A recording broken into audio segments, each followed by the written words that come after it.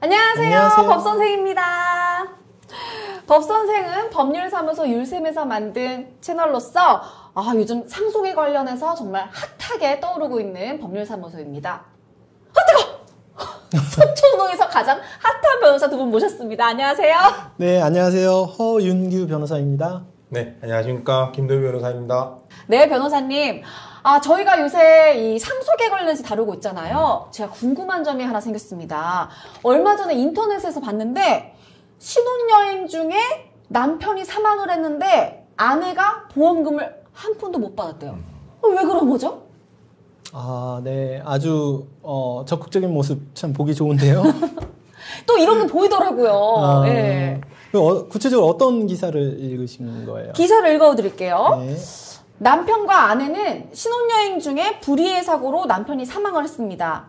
남편과 아내는 결혼식을 했지만 혼인신고는 아직 하지 않은 상태였습니다.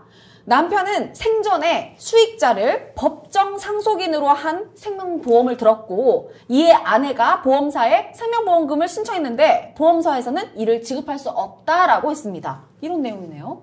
네, 말씀해주신 기사에 따르면 상속과 관련해서 두 가지 쟁점을 볼 수 있는데요. 첫 번째는 결혼식은 했으나 혼인신고를 하지 않은 상태에서 신혼여행 중에 사망했다. 이 경우에는 상속인의 문제가 발생하고요.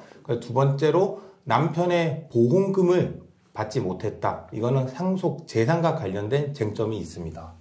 그 말씀하신 첫 번째 쟁점인 남편과 아내가 결혼식은 했지만 혼인신고는 하지 않은 상태다. 그게 상속과 무슨 연관이 있는 거예요? 네, 그 부분은 상속인과 관련이 되는데요.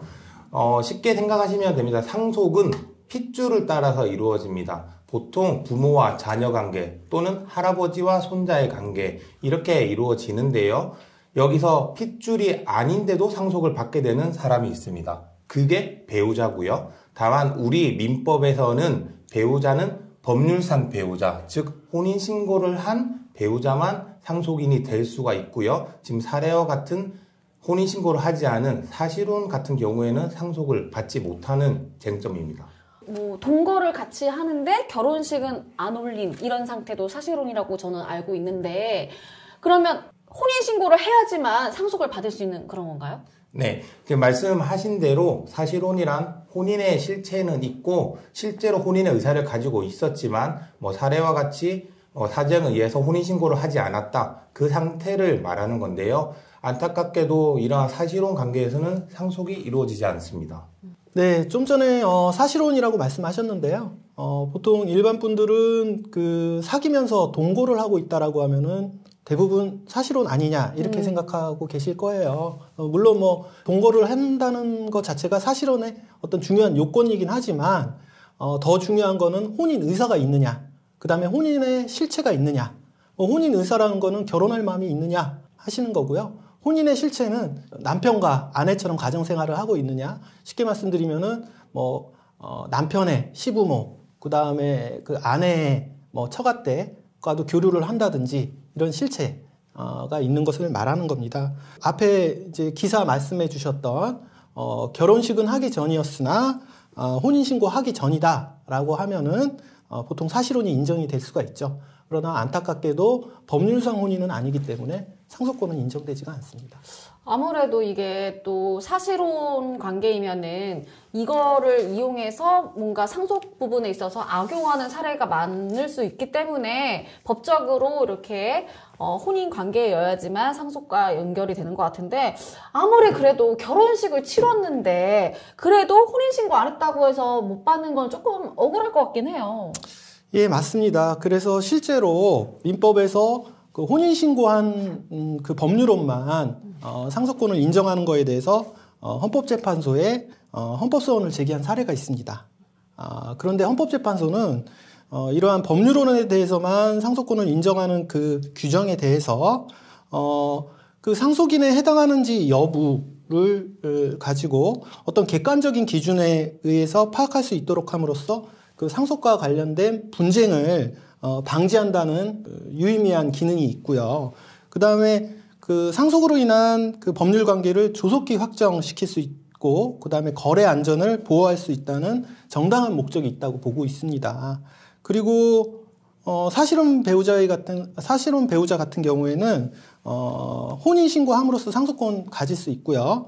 그리고 여러 가지 뭐 증여나 또는 유증 같은 그 제도를 이용해서 사실혼 배우자에게도 재산을 이전할 수 있다는 점에서 이런 법률론 규정에 대해서 상속권의 침해가 아니라고 보고 있습니다. 한 가지 말씀을 더 드리자면 헌법재판소에서는 이 사실혼 배우자가 상속을 받을 수 없다는 점에 대해서 합헌 결정을 내렸지만 이에 대해서 다른 의견도 있었습니다. 그 다른 의견의 논거는 일단 사실혼 배우자와 법률상 배우자의 그 실체상 차이가 없다는 점과 그리고 생존 중에 사실혼이 해소된 경우와 사망해서 사실혼이 종료된 경우에 이 불이익이 너무나 큰 차이가 난다는 점에서 이 부분에 대해서 좀 입법적인 보완이 필요하다 그런 견해도 있었습니다.